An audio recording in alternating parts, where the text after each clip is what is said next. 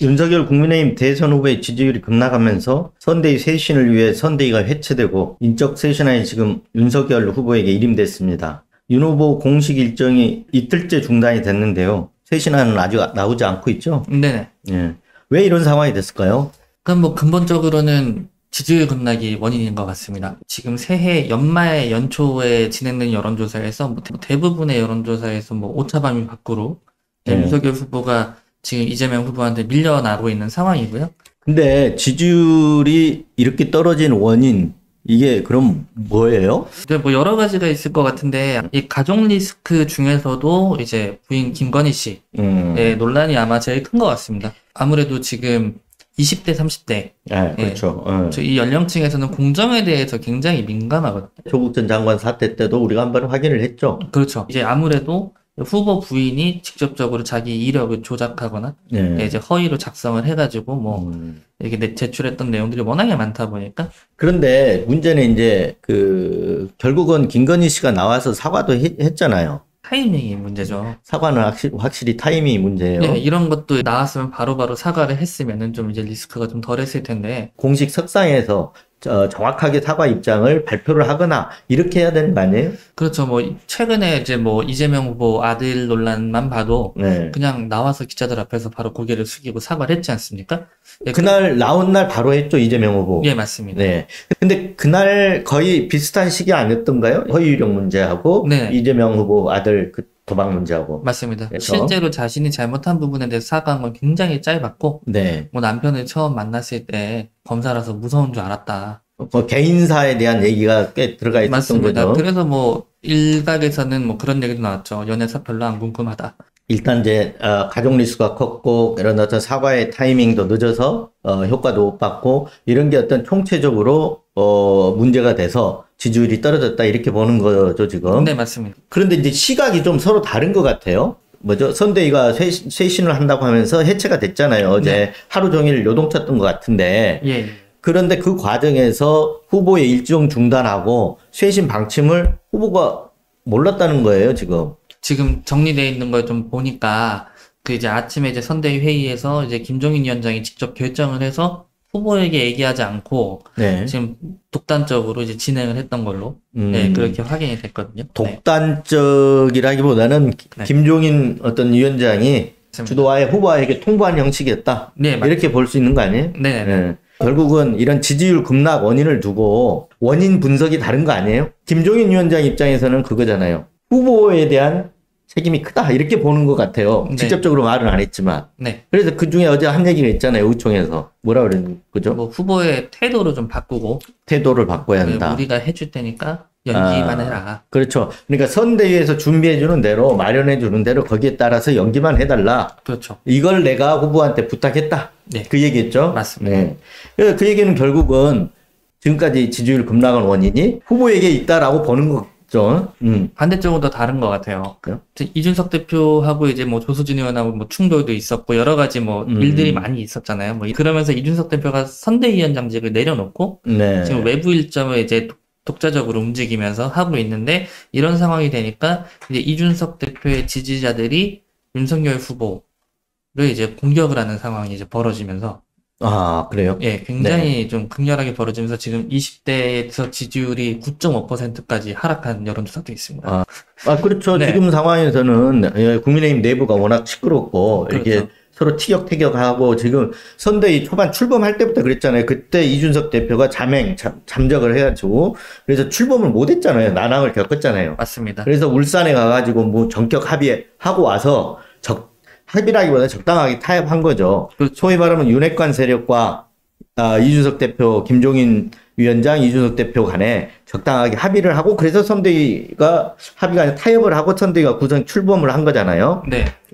그럼 지금 현재 일도 다 그 연장선상에 있다고 봐야 되는 거 아니에요? 저도 그렇게 보는데요. 이것보다도 아예 그 맨 처음에 윤석열 후보 입당할 때부터 문제가 있었죠. 입당 때부터 이제 이준석 대표가 지방 일정을 가 있는데 그냥 갑자기 들어왔잖아요.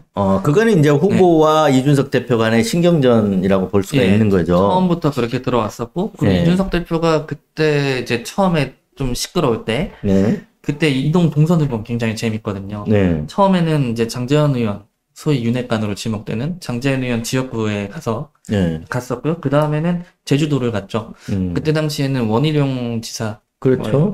쪽에서 처음에 부산 갔다가 제주 갔다 그다음에 순천으로 가잖아요. 순천으로 갔죠. 침투를 윤석열 했다고. 후보 쪽에 아플 만한 곳만 골라간 거죠. 아, 그렇군요. 예. 이준석 대표가 방문했던 장소들이 다 그런 상징성을 갖고 있다는 거잖아요. 네, 지금? 맞습니다. 그런데 이제 어제 쇄신안 보면 지금 상황에 대한 책임론, 원인에 대한 분석, 그리고 어제 과정, 이게 연결이 돼 있는 것 같아요, 다. 예. 그래서 한쪽에서는 후보 책임론, 그러니까 김종인 위원장과 이준석 대표는 후보가 지금 잘못하고 있다 이렇게 보는 반면에 또 반대쪽에서는 이준석 당대표가 불협화음을 내고 오히려 할 일을 제대로 안 함으로써 지금 서로에게 떨어뜨리고 있다. 그런데 김영호 의장이 전 국회의장이 당 언론인데 그런 얘기를 했어요. 아주 이준석 당대표를 매섭게 비판을 했는데 젊은 꼰대다. 그리고 지금의 귀책 사유는 이준석 당대표에게 있다. 그리고 지난번에 잠적잠행한 거 출범 전에 이것도 다 돌출 행동이다. 당대표가 왜 청와대 여당 선관위에 대해서는 아무 말도 하지 않느냐. 그래서 결국은 정권 교체가 물거품이 되면 이 책임은 이준석 당대표한테 90%가 있다. 후보한테 책임 덮어 씌우려고 하지 말라.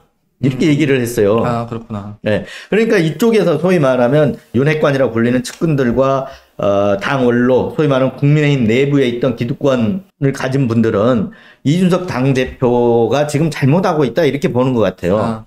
지금 이 싸움인 것 같아요.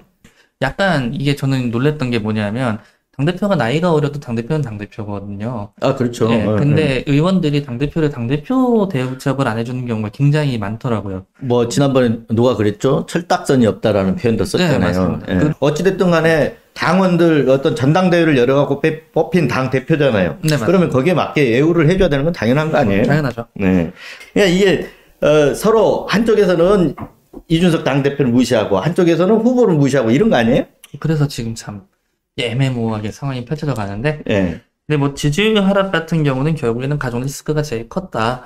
그리고 그것은 20대, 30대가 물론 지지율이 떨어진 게 뭐 이준석 대표 지지층이 좀 벗어나거나 혹은 페미니즘 관련된 이제 찬반 여부 때문에 그런 것도 있겠지만 결국엔 공정의 문제가 가장 크다.